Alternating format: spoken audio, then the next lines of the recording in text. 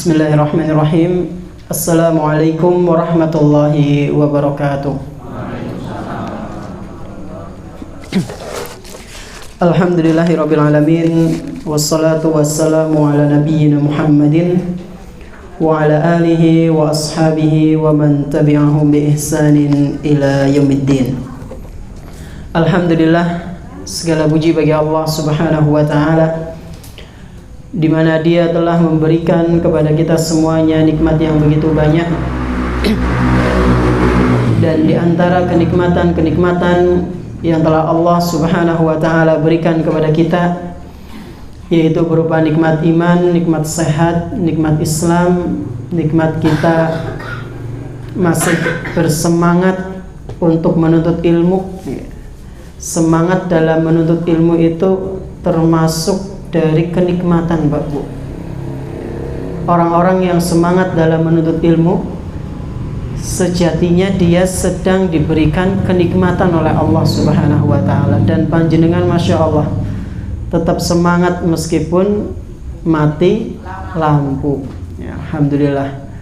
Semoga Allah Subhanahu wa taala membalas usaha panjenengan dalam menuntut ilmu ini dengan balasan yang sebaik mungkin. Allahumma amin.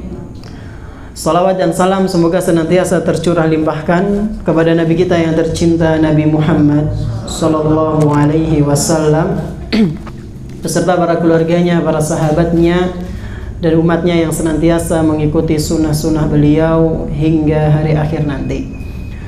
Bapak-bapak dan ibu-ibu jamaah rahimani wa rahimakumullah, meskipun mati lampu ya, karena tadi katanya hujan besar teng mriki.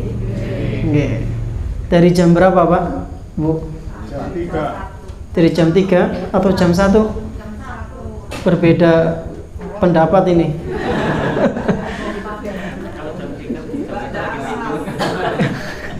Pada asar atau pada zuhur? Pada asar.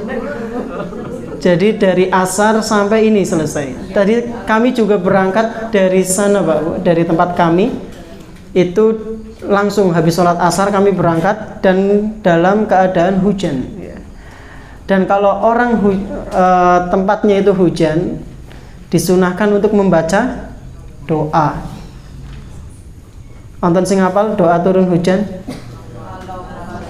Allahumma shayyiban nafi'an. Panjenengan maos mboten? Maos. Alhamdulillah. Sebagai seorang muslim, sebagai seseorang yang ngaku mengikuti ajaran Nabi SAW, maka sudah sehendaknya baca doa turun hujan dan ketika setelah hujan. Nah, siapa yang sudah baca doa setelah hujan, Pak Bu? Belum. Siapa yang sudah angkat tangan coba? Sudah ada? Enggak ada? Napa panjenengan dereng ngertos doane? Dereng. Bagaimana doanya? Mutirna bi rahmatillahi wa fadlih. Atau dalam riwayat lain juga disebutkan mutirna bi fadlillahi wa rahmatih. Ya. Kita diturunkan hujan oleh Allah Subhanahu wa taala karena kasih sayang Allah, karena keutamaan karunia yang Allah Subhanahu wa taala berikan kepada kita. Nah, jamaah rahimani wa rahimakumullah, kita pada kesempatan malam yang berbahagia kali ini akan membahas tentang sebuah bekal ya, bekal perjalanan. Kira-kira perjalanan kemana, Pak Bu? Ke akhirat apa ke luar kota? Ke akhirat. Adapun bekal ke luar kota, ke luar negeri, ya, insya Allah panjenengan sudah paham, sudah tahu apa saja yang sudah seharusnya dibawa. Nggih mboten? Nggih. Panjenengan mau plesir ke luar kota, luar provinsi, pasti panjenengan akan membawa hal-hal yang penting saja. Dan hal-hal yang penting itu biasanya apa? Uang, duit aja ngasih kelalen. Terus napa malih? Selain duit napa Pak Bu? HP. Selain HP apa? Wis duit karo HP tok? Pakaian, masa ming kelambi siji tok ya mambu. Terus napa malih?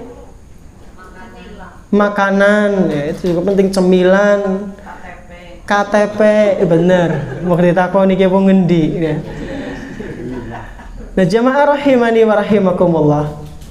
Kita paham betul ketika kita akan pergi ke suatu tempat, keluar provinsi, luar negeri atau luar kota, ada beberapa hal yang memang sudah seharusnya kita bawa dan ada beberapa hal yang sudah seharusnya kita tinggal. Nggak mungkin ada orang safar nggawa kulkas, kipas angin, amben digawani, lemari. Makin ngapa sih lemari digawani? Eman-eman ku anu anyar, nggak mungkin ada yang kayak gitu. Kecuali nek arep pindahan. Nah, jamaah rahimani wa rahimakumullah. Safar kita, kepergian kita dari kota ke kota saja, kita akan memperhatikan mana hal-hal yang harus dibawa dan mana yang harus ditinggal. Padahal itu cuma pindah kota, pindah daerah, dan masih dalam lingkup dunia. Maka terlebih lagi ketika kita nanti akan bersinggah dari alam ke alam yang lainnya, yaitu ke akhirat. Maka sudah seharusnya bagi kita jamaah rahimani wa rahimakumullah untuk cerdas. Mana bekal-bekal yang sudah seharusnya kita pegang, kita bawa untuk menuju kampung halaman kita yang sesungguhnya, yaitu kampung akhirat ya. Cuma masalahnya di akhirat itu cuma ada dua tempat, Pak Bu. Kalau nggak surga ya neraka. Dan yang kita harapkan adalah surganya Allah Subhanahu wa taala. Jamaah rahimani wa rahimakumullah. Kita, saya dan panjenengan itu hidup di muka bumi ini. Kata Rasulullah sallallahu alaihi wasallam, seperti halnya orang yang sedang dalam perjalanan jauh. Seperti seorang musafir ya. Dan ini pernah Rasulullah sallallahu alaihi wasallam sampaikan kepada Ibnu Umar radhiyallahu anhuma. Rasulullah sallallahu alaihi wasallam suatu hari pernah nepuk pundaknya Ibnu Umar. Ya. Ibnu Umar itu berarti Abdullah bin Umar, anaknya Umar bin Khattab. Ditepuk pundaknya. Wahai Ibnu Umar, kun fid dunya ka'annaka gharib au 'abirus sabil. Dikasih nasihat Ibnu Umar. Wahai Ibnu Umar, jadilah engkau di muka bumi ini seperti halnya manusia yang sedang melakukan perjalanan jauh, atau seperti orang asing ya. Gharib itu seperti orang asing. Abirus sabil seperti orang yang sedang melakukan perjalanan jauh. Kenapa Rasulullah SAW menasihati Ibnu Umar radhiyallahu anhuma seperti itu? Karena memang sejatinya dunia ini, Pak Bu, akan kita tinggalkan cepat atau lambat. Yang 50 tahun, yang nuwun sewu 60 tahun, delamaning. Delamaning napa? 70 tahun. Nggih, insya Allah. Yang 70 tahun delamaning. Pinten? 80 tahun insya Allah. Sing 80 tahun delamaningnya ini multi tafsir ya. Bisa nambah, bisa rampungan ya. Tapi sing isin nom-nom ya aja gampangaken.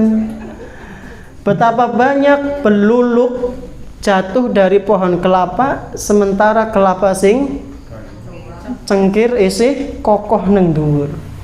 Betapa banyak orang yang baru dilahirkan, bayi yang baru lahir itu langsung meninggal sementara kakeknya yang 80-90 tahun masih sehat.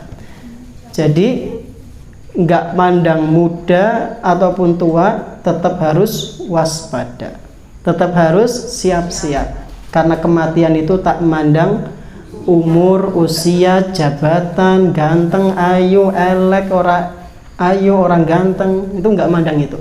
Maka kita harus siap-siap, Pak Bu. Siap-siap untuk apa? Untuk melanjutkan perjalanan kita setelahnya dari dunia ini ke alam selanjutnya.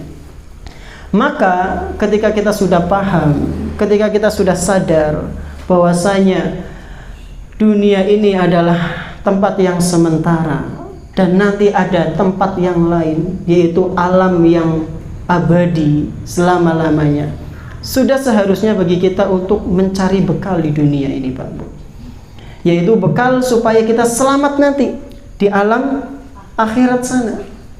Dan bekal apa saja itu yang sudah seharusnya kita miliki, yang sudah seharusnya kita bawa nanti ketika kita mulai masuk ke alam yang setelahnya, yaitu setelah dunia ini. Di sini insya Allah kita akan bahas sekurang-kurangnya ada 3, Pak Bu, bekal yang sudah seharusnya kita miliki sebelum kita melanjutkan perjalanan kita ke alam selanjutnya, sebelum kita masuk ke alam barzah, kemudian hari kebangkitan, hari hisab. Ini 3 bekal sekurang-kurangnya yang sudah seharusnya kita miliki. Yang pertama apa, Pak Bu? Takwa. Yang pertama adalah takwa. Kenapa harus takwa? Kenapa harus takwa? Karena takwa itu adalah sebaik-baik bekal. Bekal yang paling baik untuk kita bawa menuju ke kampung akhirat sana apa, Ustaz? Jawabannya yang pertama adalah ketakwaan. Kata siapa? Kalau ketakwaan itu termasuk dari bekal yang terbaik, kata siapa, Pak Bu? Kata Allah Subhanahu wa Ta'ala. Allah Subhanahu wa Ta'ala berfirman dalam Al-Quran surat Al-Baqarah ayat ke-197. Ayat pinten? 197. Nun sewu, saya lepas ini ya. Mandan panas perak lilin sih. Mandan panas sumuk. Ya. Ayat berapa? 197 dari surat Al-Baqarah. Di situ Allah Subhanahu wa Ta'ala berfirman, "Wa tazawwadu", kalian berbekallah wahai manusia, terutama orang-orang yang beriman. Kalian berbekallah, fa inna khairaz zadi taqwa, karena sesungguhnya sebaik-baik bekal itu adalah ketakwaan. Nah, timbul pertanyaan. Kita sering dengar kata takwa, kita sering dengar kata bertakwalah kepada Allah. Pertanyaannya, apa itu takwa, Pak Bu? Siapa yang bisa menjawab pakai bahasa Indonesia gimana nopo-nopo? Saya ada hadiah buku ya. Biasa kalau saya bawa hadiah nggih buku. Nah, alhamdulillah. Angkat tangan dulu. Saya nggak mau ada suara tapi nggak tahu siapa itu. Ya, sinten? Yang pertama sinten? Jenengan, nggih, monggo. Nggih. Lah nggih, tadi yang bilang. Nah itu. Jenengan, nggih jenengan. Takwa adalah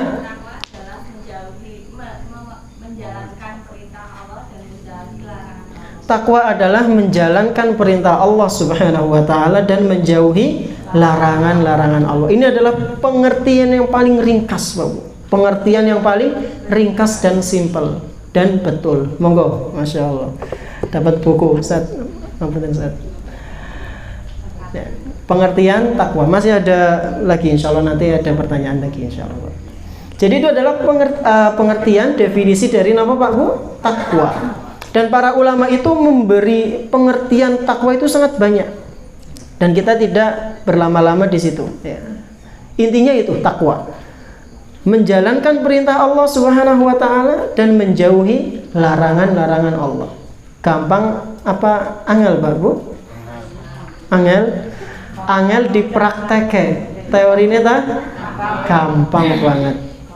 Bahkan sampai di luar kepala kita hafal teorinya, ya. Tapi prakteknya subhanallah. Kita butuh dengan taufik dari Allah Subhanahu wa Ta'ala, Pak Bu. Si ngomong ya kadang ngerasakna apa untuk bertakwa kepada Allah Subhanahu wa Ta'ala. Terlebih lagi yang masih muda-muda ini. Maka sudah seharusnya bagi kita ketika merasa berat untuk menjalankan ketakwaan kepada Allah Subhanahu wa Ta'ala, berdoa, meminta taufik kepada Allah Subhanahu wa Ta'ala. Jamaah rahimani wa rahimakumullah. Ini yang pertama, yaitu bertakwa. Bekal pertama yang sudah seharusnya dibawa oleh seorang hamba menuju ke kampung akhirat adalah bertakwa kepada Allah. Dan bertakwa artinya adalah menjalankan perintah Allah, menjauhi larangannya. Dan yang namanya bertakwa itu di setiap tempat, Pak Bu. Tidak hanya di hadapan manusia saja, tapi ketika kita sendirian itu jauh lebih ditekankan untuk bertakwa kepada Allah. Kata Nabi SAW, ittaqillaha haitsuma kunta. Bertakwalah engkau kepada Allah Subhanahu wa ta'ala dimanapun engkau berada. Dimanapun engkau berada berarti di mana saja. Mau itu di pasar, mau itu di rumah, mau itu di kamar tidur, di kamar mandi, atau di ruang tamu, di dapur, di semua tempat. Ya. Di semua tempat kita dianjurkan atau diwajibkan untuk bertakwa kepada Allah Subhanahu wa ta'ala. Habis ini baterainya? Suaranya sampai belakang mboten? Sampai. Alhamdulillah. Ini yang pertama Pak Bu, yaitu takwa. Kemudian yang kedua, ya, saya taruh saja nggih. Yang kedua adalah ilmu yang bermanfaat. Kenapa? Ilmu yang bermanfaat. Timbul pertanyaan, ciri ilmu yang bermanfaat niku pripun Pak? Apakah yang ilmu itu mudah untuk dihafalkan? Apakah orang yang punya wawasan ilmu yang banyak saja? Atau bagaimana ilmu yang bermanfaat? Ciri orang memiliki ilmu bermanfaat itu gimana? Sing cerdas banget? Apa sing hafalannya paling akeh? Apa yang paling rajin untuk belajar? Atau bagaimana? Ada yang tahu? Ada yang di sini. Masya Allah, yang dipraktekkan. Dan ketika gimana? Yang dihafalkan. Oh, diamalkan. Betul, berarti praktek sama amal, benar nggih? Nah, jamaah rahimani wa rahimakumullah. Gimana? Udah jadi. Alhamdulillah. Nah, jamaah rahimani wa rahimakumullah. Para ulama kita itu menyebutkan bahwasanya ilmu yang bermanfaat di antara cirinya adalah ilmu yang diamalkan oleh orang yang memilikinya. Dan ketika seseorang mengamalkan ilmu yang dia miliki, Pak Bu, ini menunjukkan ilmunya bermanfaat, lagi berkah. Ya, berkah. Dan kenapa kok bekal kedua ini termasuk dari ilmu yang bermanfaat? Karena ilmu yang bermanfaat itu, Pak Bu, akan bisa membuat kita dimudahkan untuk mengetahui mana yang benar, mana yang salah, mana yang sudah seharusnya kita amalkan, mana yang memang sudah seharusnya kita tinggalkan. Itu manfaat dari ilmu yang berkah, ilmu yang bermanfaat. Ya. Maka sudah seharusnya kita itu membekali diri kita dengan ilmu. Dan ilmunya bukan sembarang ilmu, tapi ilmu yang bermanfaat. Karena ini sangat bermanfaat untuk kita di dunia dan juga di akhirat. Manfaat di dunia tadi sudah disebutkan, bahwasanya kita ketika memiliki ilmu yang bermanfaat akan mengetahui mana yang benar, mana yang buruk, mana yang ibadah, mana yang bukan ibadah, mana yang termasuk mentauhidkan Allah, mana yang termasuk mempersekutukan Allah. Bagaimana cara kita bisa mengetahui itu semua? Ya dengan belajar, dengan memiliki ilmu yang bermanfaat. Nah, jamaah rahimani wa rahimakumullah, itu diantara manfaatnya di dunia. Nanti di akhirat, diantara manfaat orang yang memiliki ilmu dan diamalkan ilmunya, berarti dia bermanfaat ilmunya, berkah, diamalkan. Dia akan dimudahkan oleh Allah Subhanahu wa ta'ala untuk menjawab pertanyaan-pertanyaan yang Allah berikan kepada dia. Dalam sebuah riwayat, Pak Bu, Rasulullah sallallahu alaihi wasallam pernah bersabda, "La tazulu qadama 'abdin yaumal qiyamati hatta yus'ala an umrihi fima afnah. Tidak akan bergeser, tidak akan bergerak kaki seorang hamba nanti di hari kiamat sampai dia ditanya mengenai beberapa perkara. Yang pertama adalah umurnya dihabiskan untuk apa? Kalau umurnya dihabiskan bukan untuk ketaatan, Pak Bu, pasti akan gelagapan nanti di hari kiamat. Akan merasa ketakutan di hadapan Allah Subhanahu wa taala. Berbeda halnya dengan orang yang umurnya dihabiskan untuk dalam ketaatan. Lalu yang kedua kata Nabi sallallahu alaihi wasallam, wa an ilmihi fima fa'al, dan mengenai ilmunya dia gunakan untuk apa? Jadi panjenengan kita, ya, saya dan panjenengan selama ini belajar, selama ini menuntut ilmu yang sudah kita dapatkan, yang sudah kita catat, yang sudah kita kumpulkan, itu untuk apa? Ya. Apakah hanya untuk wawasan saja atau benar-benar untuk kita amalkan?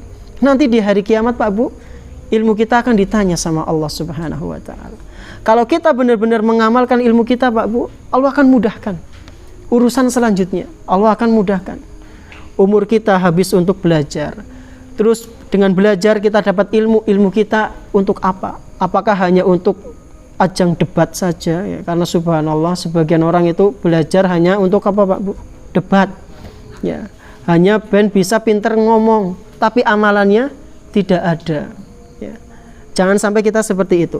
Terus yang ketiga, kata Nabi SAW, wa an malihi min aina iktasabah wa fima anfaqah.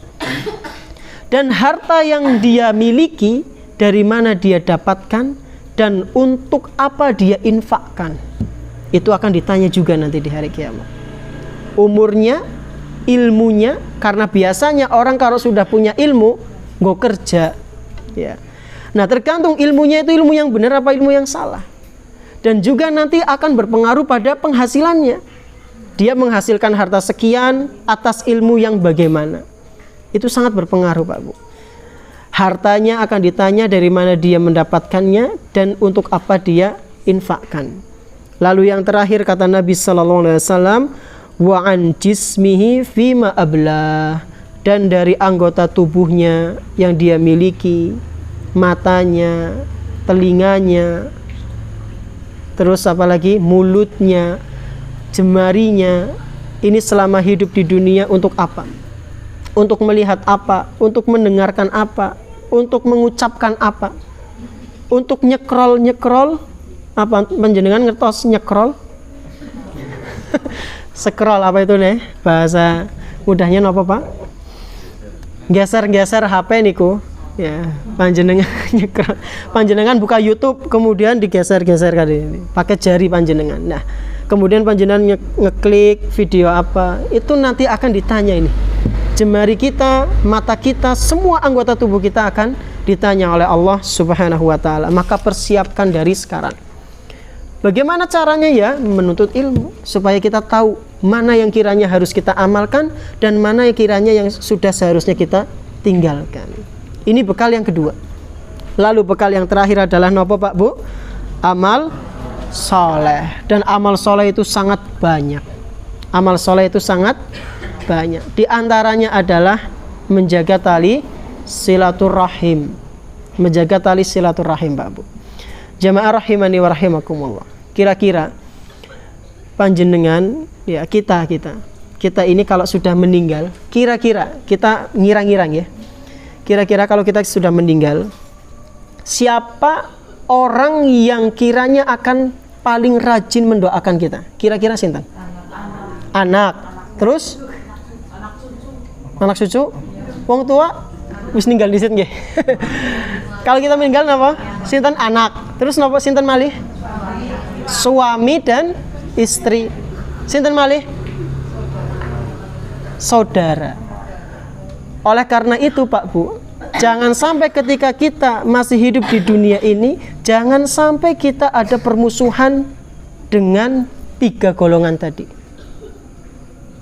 Yaitu siapa? Anak, saudara, dan pasangan hidup. Orang tua ya jauh lebih ditekankan. Jangan sampai kita memiliki hubungan buruk dengan orang tua. Kenapa? Karena 4 golongan ini, 3 dari 4 golongan ini adalah orang yang berpotensi besar akan mendoakan kebaikan untuk kita. Ya. Teman-teman kita mungkin sudah lupa, panjenengan masih ingat, masih kemutan dengan sahabat panjenengan ketika SD yang sudah meninggal mungkin. Ada yang masih ingat? Kapan terakhir doakan, Bu? Muslimin muslimat secara umum di tahiyatul akhir nggih. Masya Allah, jawabannya luar biasa. Saya kasih hadiah nih. Masya Allah. Bukunya saya mohon nggih. Nggih. Napa doa, Bu? Pilih, Bu. Yang ini atau yang ini, Bu? Dua-duanya saja nih. Dua-duanya monggo. Dan saya, Bu. Mas. Jawabannya Masya Allah. Betul, secara umum. Tapi yang secara khususnya ya kita masih kadang kelalen nggih, masih kelalen. Nggih. Panjenengan sedaya niku dua-duanya. Nggih sami-sami. Silaturahim, Pak Bu. Dan silaturahim yang paling utama adalah dengan keluarga. Ya, dengan keluarga. Jangan sampai kita rela-rela silaturahim sampai keluar kota, bahkan sampai nyebrang pulau. Sementara orang tua yang ada di dekatnya atau saudara kandung yang masih satu kota dicuekin. Tidak mau peduli gara-gara waris misalnya, atau gara-gara masalah sepele, nomere ganti orang ngubungi kok gelapa karo nyong, wong ora duwe nomere kepriwe ngubungi gitu. Perlunya adanya tabayun. Maka sudah seharusnya kita saling berkunjung. Dengan kunjungan itu akan ada tabayun. Amalan yang lain apa? Amalan-amalan sunnah seperti halnya puasa misalnya. Puasa apa, Pak Bu, di bulan ini? Puasa Senin Kamis, nggih, betul. Puasa Syawal. Di sini sudah ada yang selesai Syawalnya? Alhamdulillah, semuanya sudah. Alhamdulillah. Kata para ulama kita, Pak Bu, kalau seseorang dia setelah bulan Ramadan berlalu, kemudian dia disibukkan dengan amalan-amalan yang sering dia kerjakan di bulan Ramadan, ini adalah ciri tanda baiknya dia ketika bulan Ramadan. Ciri tanda amalannya kemungkinan besar ya, diterima di sisi Allah Subhanahu wa taala. Tanda yang sangat jelas. Napa tadi tandanya? Ketika seseorang masih rajin istiqomah mengamalkan amalan-amalan ibadah yang sering dia gunakan, sering dia lakukan di bulan Ramadan, maka dia termasuk ciri dari orang-orang yang baik ketika di bulan Ramadan. Dan berarti sebaliknya, orang yang malah seneng ketika Ramadan pergi, alhamdulillah akhirnya orang sholat tarawih maning, akhirnya orang puasa maning lah, nyong tersiksa banget Ramadan, subhanallah. Ini adalah ciri buruknya dia, Pak. Ciri buruknya dia dalam agama dia. Na'udzubillahi min dzalik. Makanya salah seorang ulama kita ya, pernah mengatakan, atau sebagian ulama pernah mengatakan, bi'sal qaum, seburuk-buruk kaum, alladzina la ya'rifunallaha haqqan illa fi syahri Ramadan. Seburuk-buruk manusia, seburuk-buruk kaum adalah mereka yang hanya mengenal Allah Subhanahu wa taala cuma di bulan Ramadan. Maksudnya apa? Kenal Allah kok cuma di bulan Ramadan, maksudnya apa? Ibadah ming Ramadan toh. Salat 5 waktu di bulan Ramadan. Ramadan rampung salatnya? Rampung, subhanallah. Ini kata sebagian ulama, bi'sal qaum, seburuk-buruk kaum. Jangan sampai kita seperti itu, Pak Bu. Ya. Dan puasa Syawal keutamaannya sudah kita ketahui bersama ya. Sudah seharusnya kita amalkan, yang belum monggo dilaksanakan, masih ada setengah bulan ya, 15 hari lagi kalau nggak salah nggih. Sekarang tanggal berapa? 15 Syawal nggih. 14 atau 15? 15-an ya. Intinya setengah bulan lagi nih, masih ada waktu. Moga panjenengan manfaatkan untuk berpuasa Syawal. Nah, jamaah rahimani wa rahimakumullah, dan amalan-amalan lain yang sudah seharusnya kita lakukan untuk menjaga keistiqomahan kita dalam beribadah kepada Allah Subhanahu wa taala. Inilah 3 bekal perjalanan kita yang sudah seharusnya kita pegang erat-erat, Pak Bu. Yang sudah seharusnya kita persiapkan sejak sekarang ya. Nggak ada kata terlambat untuk memperbaiki diri ya. Meskipun kita dulu punya masa lalu yang buruk, Jangan sampai masa lalu buruk itu membuat kita menjadi lemah untuk memperbaiki diri kita di masa yang akan mendatang. Kata Nabi SAW, innamal a'malu bil khawatim. Sesungguhnya amalan itu dinilai dari akhirnya. Seseorang itu akan dinilai dari akhir hidupnya. Berarti gambaran sederhananya, selama hidup dia taat, tapi ternyata ketika meninggal su'ul khotimah, itulah sejatinya diri dia selama dia hidup di dunia. Jadi selama dia taat ketika menjalani kehidupan dunia ini, tapi ternyata di akhir hidupnya naudzubillah dia mempersekutukan Allah atau dalam keadaan maksiat, itulah hakikat dirinya selama di dunia. Innamal a'malu bil khawatim. Dan sebaliknya, selama dia berbuat maksiat, selama ketika hidupnya dia penuh dengan kemaksiatan, tapi ternyata di akhir hidupnya dia memperbaiki diri dan mati dalam keadaan husnul khotimah, itulah sejatinya dia orang yang baik. Nah, jamaah rahimani wa rahimakumullah. Meskipun demikian, jangan sampai kita menggampangkan. Berarti orang apa-apa maksiat baik Ustaz, sementing kok akhir hidupnya baik, siapa sing jamin? Siapa sing jamin? Gak ada yang tahu Pak Bu. Kita semua nggak ada yang tahu apakah akhir hidup kita itu baik atau buruk, nggak ada yang tahu. Cuma para ulama kita menjelaskan bahwasanya ketika kita ingin tahu indikasi husnul khotimah itu apa, kita lihat kebiasaan kita sehari-hari. Kita lebih sibuk untuk maksiat atau ketaatan, itu indikasi ya, yang diberikan oleh para ulama kita. Indikasi seseorang itu akan husnul khotimah atau su'ul khotimah dilihat kebiasaan kesibukannya ketika selama hidup di dunia. Mungkin ini yang bisa kami sampaikan. Sudah masuk Isya Pak Bu? Sudah. Mungkin ini yang bisa kami sampaikan. Inilah 3 bekal yang sudah seharusnya kita persiapkan, yaitu ketakwaan, kemudian yang kedua adalah ilmu yang bermanfaat, dan yang ketiga adalah amal soleh, baik itu yang wajib ya maupun yang sunnah-sunnah. Terima kasih atas perhatiannya jamaah sekalian. Mohon maaf atas segala kekurangannya dan mohon maaf atas keterlambatannya. Kami mohon maaf sebesar-besarnya. Semoga yang sedikit ini bermanfaat. Terima kasih atas perhatiannya. Subhanakallahumma bihamdik, asyhadu an la ilaha illa anta, astaghfiruka wa atubu ilaik. Wassallallahu ala nabiyyina Muhammadin wa ala alihi wa ashabihi ajma'in. Wassalamualaikum warahmatullahi wabarakatuh.